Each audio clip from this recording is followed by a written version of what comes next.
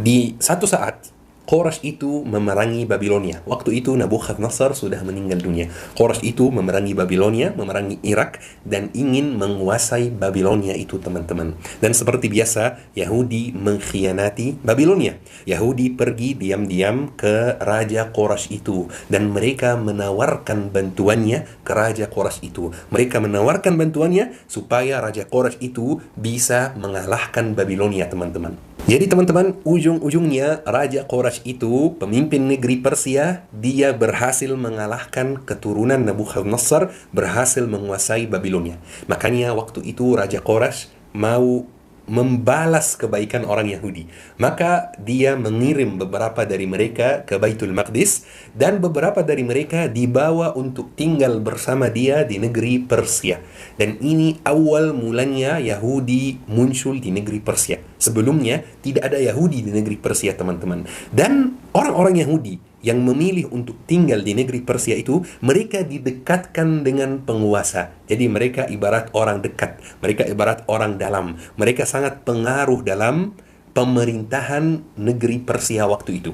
Cerita kita sampai detik ini, teman-teman, sebelum Masehi. Jadi orang Yahudi tetap tinggal di Persia. Sampai abad 4 Masehi, teman-teman, terjadi satu peristiwa lagi yang sangat penting dan sangat pengaruh.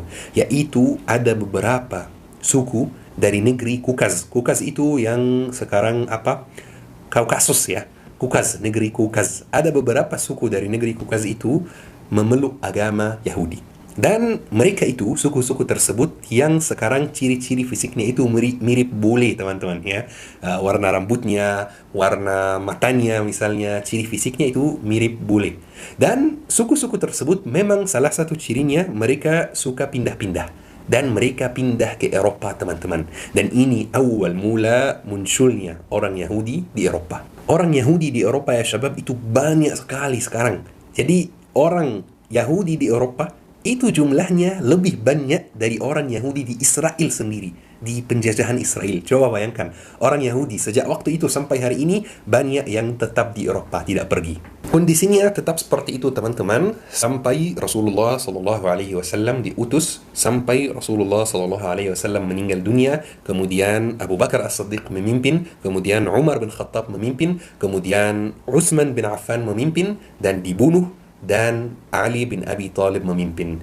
Di era itu muncul bibit pertama Syiah, teman-teman. Dan itu kami sudah jelaskan di kajian lainnya. Teman-teman bisa nonton dan pelajari. Muncul awal atau bibit pertama Syiah.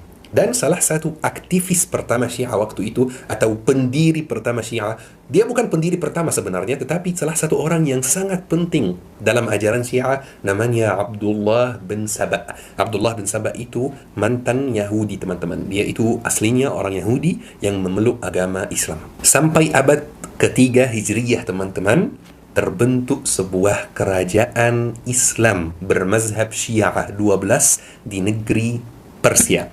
Namanya Kerajaan Buwaihiyah. Kerajaan Buwaihiyah. Kerajaan Buwaihiyah itu tercatat dalam sejarah bahwa mereka memberi prioritas ke orang Yahudi. Mereka membuat orang Yahudi itu istimewa. Mereka membuat orang Yahudi itu sangat dekat dengan istana pemerintahan. Mereka di sana itu mendapatkan banyak misalnya pekerjaan yang bagus. Mereka dapatkan banyak jabatan yang sangat tinggi dan lain-lain. Orang Yahudi waktu itu di kerajaan Buwaihiyah memilih untuk tinggal di sebuah kota yang namanya Asfahan. Ini kota yang namanya disebutkan dalam hadis Rasulullah sallallahu alaihi wasallam. Kemudian teman-teman, kerajaan Buwaihiyah itu runtuh dan terbentuk kerajaan baru namanya Kerajaan Safawiyah. Itu kerajaan Islam bermazhab Syiah 12 yang ada di negeri Persia juga, teman-teman. Tetapi bedanya, kerajaan Safawiyah itu kerajaan yang tidak begitu suka dengan Yahudi. Maka mereka menjauhkan orang Yahudi, mereka tidak lagi memberikan prioritas, mereka tidak lagi menjadikan orang Yahudi itu istimewa. Tetapi masih tetap ada banyak orang Yahudi yang tinggal di negeri Persia waktu itu, khususnya di kota Asfahan, teman-teman. Sampai negeri ini, kerajaan ini runtuh dan terbentuk kerajaan baru namanya Kerajaan Ifsyariyah, teman-teman. Kerajaan Syiah 12 yang berada di negeri Persia juga, sampai runtuh kerajaan Ifsyariyah itu teman-teman, dan terbentuk kerajaan baru namanya kerajaan Al-Qadiriyah, ya. Itu kerajaan Islam bermazhab Syiah 12 yang juga dekat dengan Yahudi. Sampai teman-teman kerajaan tersebut runtuh dan terbentuk kerajaan baru namanya kerajaan Bahlawiyah teman-teman, dan itu sangat dekat tanggalnya atau tanggal terbentuknya kerajaan itu sangat dekat teman-teman, kemarin 1925, jadi hanya 100 tahun yang lalu saja. Kerajaan Bahlawiyah itu merupakan kerajaan yang paling dekat dengan orang Yahudi, sampai orang Yahudi yang tinggal di negeri Persia atau Iran, ya, mereka itu sebut Raja Ridha Bahlawi itu Quraisy kecil. Quraisy itu, ada yang masih ingat Quraisy itu siapa? Quraisy itu adalah pemimpin Persia waktu itu yang menyelamatkan orang Yahudi. Saking Ridha Bahlawi itu memberi prioritas kepada orang Yahudi di tahun 1925 itu, mereka orang Yahudi di sana sebut Ridha Bahlawi itu sebagai Quraisy kecil gitu. Keadaan dan kondisi orang Yahudi di Iran waktu itu di bawah kepemimpinan kerajaan Bahlawiyah Raja Ridha Bahlawi itu kondisi yang luar biasa baik. Mereka sangat kaya, dagangannya lancar, diberi prioritas, diberi banyak kesempatan, dipilih dalam pemerintahan dan lain-lain. Sampai tahun 1948 teman-teman. Dan saya yakin banyak dari teman-teman yang tahu apa yang terjadi di tahun tersebut. Yang terjadi di tahun tersebut adalah Israel menjajah Palestina. Makanya banyak orang Yahudi yang memilih untuk pindah ke Israel. Banyak orang Yahudi dari Iran memilih untuk pindah ke Israel bukan karena mereka diperlakukan dengan buruk, bukan karena mereka didiskriminasi, tetapi karena memang ada dorongan yang luar biasa dari pemerintah penjajahan Israel untuk menarik orang Yahudi, diberi rumah gratis, diberi pekerjaan yang bagus, diberi gaji yang banyak, seperti itu. Makanya banyak orang Iran beragama Yahudi memilih untuk pindah ke Israel. Waktu itu tetap ada orang Yahudi yang tidak pindah, ya. Waktu itu orang Yahudi yang pindah ke Israel dari Iran jumlahnya mencapai 150.000 teman-teman. Coba bayangkan, banyak sekali. Sampai tahun 1979 teman-teman, banyak hal yang berubah di tahun ini. Dan kalau ada teman-teman yang hobinya baca sejarah, pasti tahu apa yang terjadi di tahun 79 itu.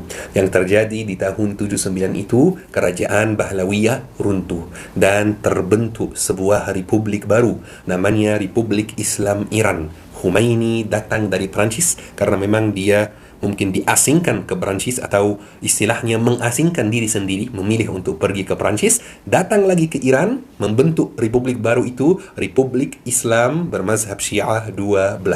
Waktu itu pemerintah Iran tahun 79 itu mulai menjauhkan Yahudi, mulai menyampaikan kepada Yahudi bahwa kalian tidak di-welcome di sini, atau setidaknya kalian tidak akan dapat keutamaan sebagaimana dapat di kerajaan sebelumnya, kerajaan Bahlawiyah teman-teman. Makanya di waktu itu banyak orang Yahudi yang memilih untuk pindah ke Israel, pindah dari Iran ke Israel. Jumlahnya banyak. Walaupun jumlahnya banyak yang pindah, tetap ada yang masih bertahan di Iran sampai hari ini teman-teman.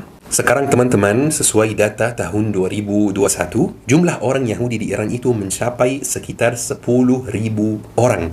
Dan mereka itu berada di dua kota. Yang pertama kota Tahran, yang kedua adalah kota Asfahan. Sementara orang Israel yang keturunan Iran, keturunan Persia itu banyak sekali, sekitar 200.000 lebih teman-teman.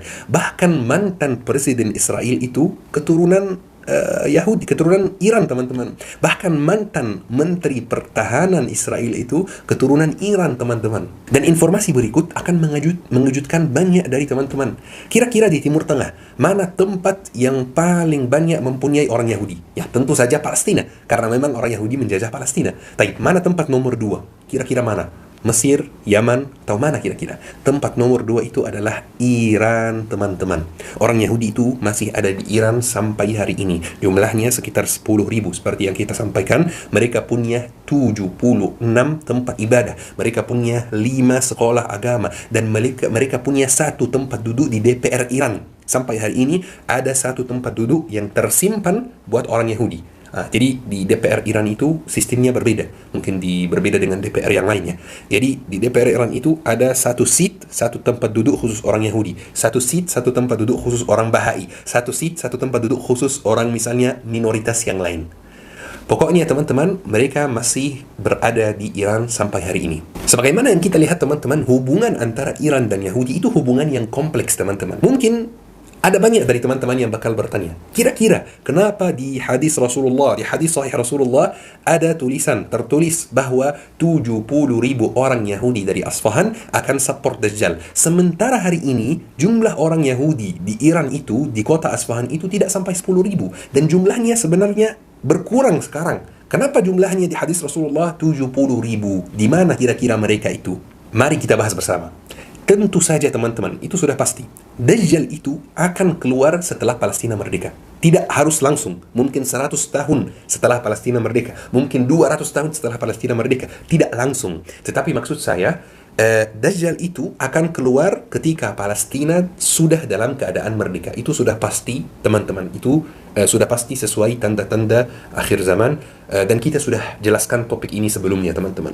Jadi, ada satu pertanyaan yang sangat penting. Pertanyaan ini pernah muncul di benak saya pas saya masih kecil. Kira-kira ketika Palestina merdeka, orang Yahudi yang tinggal di Palestina itu akan kemana? Sekarang di Palestina ada sekitar 7 juta orang Yahudi. Misalnya Palestina merdeka hari ini. Kira-kira orang Yahudi yang di Palestina itu akan kemana? Ya, tentu saja teman-teman, mereka akan pindah. Ada yang akan pindah ke Eropa. Ada yang akan pindah ke Amerika. Ada yang akan pindah ke negara Arab lainnya. Karena memang ada orang Yahudi keturunan Arab. Ya. Ada yang akan pindah ke Iran juga, sesuai keluarganya. Jadi kalau ada orang punya keluarga di Amerika, dia pindah ke Amerika. Ada orang punya keluarga di Eropa, dia pindah ke Eropa. Dan kalau ada yang punya keluarga di Iran, dia akan pindah ke Iran. Jadi setelah Palestina merdeka, orang Yahudi itu akan memenuhi banyak tempat lain di seluruh dunia, termasuk Iran, teman-teman. Jadi setelah itu, ketika Allah mengizinkan Dajjal itu muncul dan keluar, Dajjal itu kan destinasi utamanya adalah Baitul Maqdis, adalah Palestina. Dajjal kan tidak bisa masuk Makkah, tidak bisa masuk Madinah. Jadi ketika Dajjal ke Palestina, dia tidak mau sendiri. Dia mencari support, mencari dukungan. Kira-kira dia mencari dukungan siapa? Wah, di sini hadis Rasulullah SAW. Dia akan mencari dukungan orang Yahudi yang berada di kota Asfahan. Dan dia akan merayu orang Yahudi yang di sana. Ayo datang sama saya, supaya saya membantu kalian balik lagi ke Palestina. Ini rayuan Dajjal terhadap orang Yahudi yang ada di Asfahan. Seperti ini ceritanya teman-teman. Kenapa di hadis Rasulullah ada tertulis bahwa 70.000 orang Yahudi akan support Dajjal dari kota Asfahan. Kalau kita cerita tentang tanda hari kiamat itu teman-teman tidak ada habisnya. Ya. Sangat seru dan sangat bikin takut juga teman-teman. Tapi sekian dari Al-Faqir menjelaskan hubungan yang kurang jelas ya antara Iran dan Yahudi. Mudah-mudahan apa yang disampaikan hari ini bermanfaat. Ayo kita tutupi kajian hari ini dengan doa kafaratul majlis. Subhanakallahumma wa bihamdika asyhadu an la ilaha illa anta astaghfiruka wa atubu ilaik. Syukran. Wassalamualaikum.